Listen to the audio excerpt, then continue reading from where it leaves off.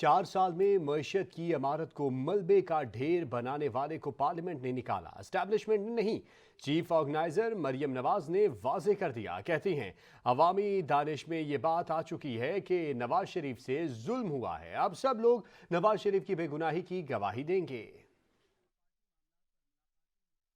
नून की नायब सदर और चीफ ऑर्गेनाइजर के इस्लामाबाद में डेरे, तंजीमी और पार्टी मामलात पर मुलाकातों, मुशावरतों और बैठकों का सिलसिला जारी। मीडिया से गैर रस्मी गुफ्तगू में मरियम नवाज ने IMF मामले पर कप्तान को एक बार फिर निशाने पर रखा। कहा इमरान खान ने IMF से मुआहदा किया, सख्त शराइत मानी और जब हुकूमत जाने लगी तो मुआहदे की खिलाफ वर्जी करके मुल्क को फंसा गया। IMF की शर्त पूरी न हुई तो मुल्क डिफॉल्ट कर जाएगा। अवाम जानते हैं मौजूदा मसाइल, महंगाई और माशी तबाही किन की वजह से आई, कौन इसका जिम्मेदार है। साबिक वज़ीर-ए-आज़म के हवाले से मरियम नवाज बोली, नवाज शरीफ जल्द हमारे साथ होंगे, झूठे मुकदमात भी खत्म होंगे। नवाज शरीफ को अकामा जैसे भोंडे मजाक में नाहिल किया गया। ये शिकवा भी किया कि इमरान खान को लंबी लंबी तारीखें मिल जाती हैं। हमारे लोग अब तक हर दूसरे दिन अदालतों में पेश होते हैं। इमरान खान का मौक़िफ़ है कि मेरा साथ दो, मुझे कुर्सी पर बिठा दो। शाहिद खकान अब्बासी के बारे में मरियम नवाज ने कहा कि शाहिद खकान अब्बासी नाराज नहीं, वो नौजवानों को आगे लाना चाहते हैं, सीनियर्स को अपने पीछे खड़ा नहीं करना चाहती और न ही मेरी ऐसी परवरिश है। ये मेरे लिए लाइन है, इसे क्रॉस नहीं कर सकती। वज़ीर-ए-आज़म या वज़ीर आला का ओहदा फोकस नहीं,